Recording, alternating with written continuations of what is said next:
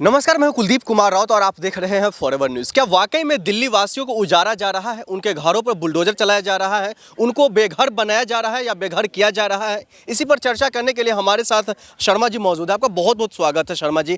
किस तरीके से देखते हैं रेखा गुप्ता जी के इस एक्शन को आप? यह आम गरीबों के लिए निश्चित रूप से गलत है। सरकार को न्यायालय नहीं बनना चाहिए, और दिल्ली सरकार हो या उत्तर प्रदेश की सरकार हो, ये दोनों सरकारें नियम विरुद्ध काम कर रहे हैं।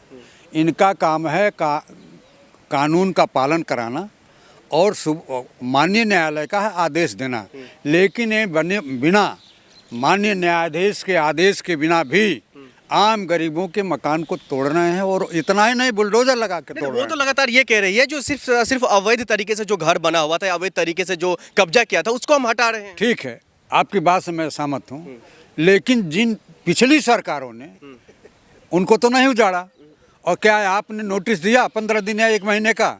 ऐसा भी आपने नहीं किया। नियम और कानून को ताक पर रख करके जो बुलडोजर की प्रक्रिया कर रहे हो, यह निश्चित रूप से जनता विरोधी है, जन विरोधी है। मेरे जैसे लोग या लोकतंत्र में विश्वास करने वाले लोग इस बुलडोजर की नीति को निश्चित रूप से कानून की प्रक्रिया के तहत नहीं मानेंगे। यह आप आम जनता को पीड़ित कर रहे हो, राहत से दूर कर रहे हो। आप जानते हो मकान बनाने के लिए पूरा जीवन लोगों का खप जाता है, तब मकान जाकर के बनता है, पेट काट करके।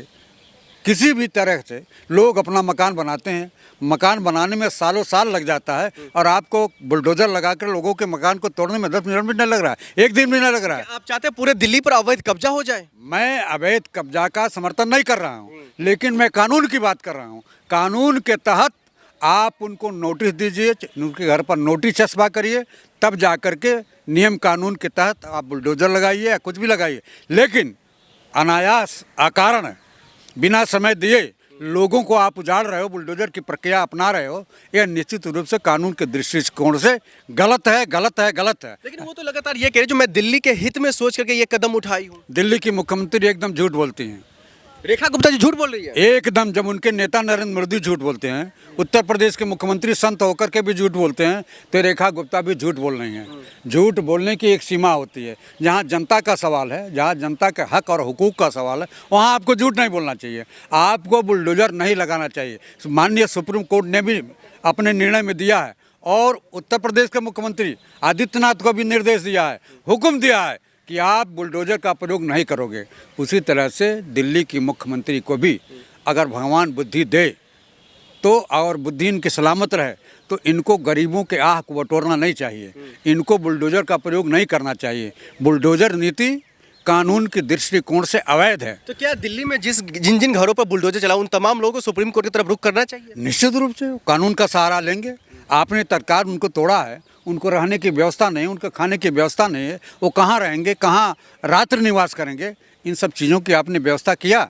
यदि आपने व्यवस्था नहीं किया तो बुलडोजर का प्रयोग क्यों कर रहे हैं? बुलडोजर का प्रयोग नियम कानून और मानवीय दृष्टिकोण से भी बुलडोजर चलाना, जनता के दिल पर पत्थर चलाना है। आपको बुलडोजर नीति का प्रयोग नहीं करना चाहिए। मैं आपकी बुलडोजर नीति की आम जनता खिलाफत करती है कि ऐसा कानून और नियम जनता के हक और हुकूक पर डाका डालने का प्रयास किया जा रहा है जो ये दिल्ली के विकास के लिए तमाम चीजें कदम उठाई गई। अरे महाराज, दिल्ली के विकास के लिए लोगों का घर तोड़ना ही बहुत जरूरी है।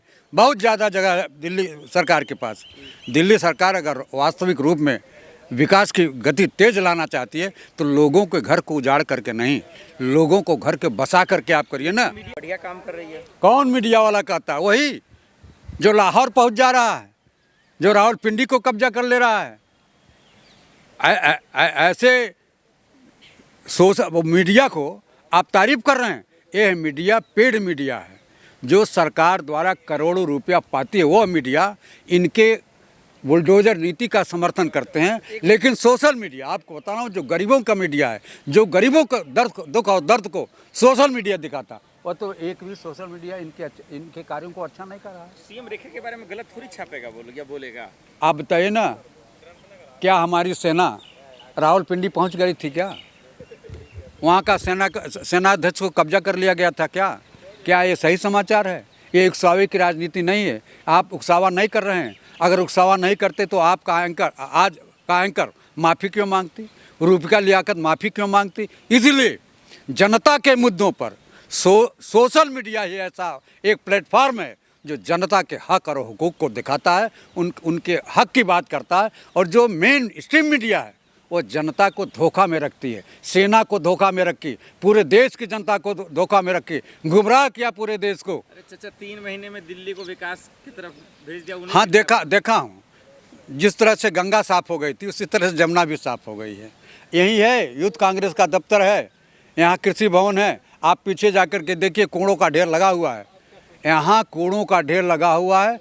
यह लोग कोई काम नहीं करते हैं, काम के नाम पर हवाबाजी करते हैं, वो काम करते हैं। दिल्ली वाले खुश तो हैं, उनके समर्थन में है। कौन खुश है? दिल्ली का 1% जनता भी खुश नहीं है। आपको बताऊं, बड़े डंके की चोट पर कहना चाहता हूं कि दिल्ली की जनता पछता रही है। अभी 3 महीने हुआ नहीं और गैस सिलेंडर का दाम 50 रुपया तोहफा के रूप में दे दिया। ये है दिल्ली की जनता कि 2500 तो दे रहे हैं ना। 25 रुपये में 25 रुपया भी किसी महिला को नहीं मिला। ये सरासर झूठ है। इनके पास बजट ही नहीं है। ऐलान तो क्या ये ऐलान तो किया ना, ऐलान तो 15 लाख रुपया आपके खाते में आया क्या? इनके गुरु नरेंद्र मोदी ने कहा था 2 करोड़ लोगों को रोजगार मिला क्या? गैस सिलेंडर 500 रुपये में मिला क्या? नरेंद्र मोदी ने तो घोषणा किया था आम जनता को राहत दूंगा। बैंक जो नोटबंदी किया, एक भी पूंजीपति का रुपया पकड़ा नहीं गया। आप मेट्रो चढ़ते हैं, बस चढ़ रही है, दिल्ली समझ में आ जाएगा कहाँ पहुँच गए। बस इनकी देन नहीं है, मेट्रो इनकी देन नहीं है। आप तारीफ करिए पूर्व मुख्यमंत्री श्रीमती शीला दीक्षित का, जिन्होंने मेट्रो दिया आम जनता को। दूरी अगर बहुत दूरी है तो कम समय में वो दूरी तय करते हैं तो मेट्रो के माध्यम से करते हैं, वो शीला दीक्षित की देन है। रिंग रोड जो बसें हैं वो श्रीमती शीला दीक्षित की देन है। शीला दीक्षित के देन को इनका देन न बताए। पागल है या मूर्ख है कि उनको चुना है सीएम रेखा को? मूर्ख बन गई। जिस आशा और उम्मीद के साथ, जिस झूठे नारों को आपने सपना दिखाया दिल्ली की जनता को, उस नारे में, उस भंवर में फंस करके दिल्ली की जनता ने इनको वोट दे दिया। लेकिन रेखा गुप्ता के नाम पर वोट नहीं मिला था। रेखा गुप्ता जो एक बार की चुनी हुई एमएलए है। प्रधानमंत्री नरेंद्र मोदी और अमित शाह ये लोग ऐसे कमज़ोर व्यक्ति को नेता बनाते हैं। अरे वो महिला है, सशक्तिकरण की बात करते हैं, अब कहते हैं कमजोर है। कौन सशक्तिकरण हुआ?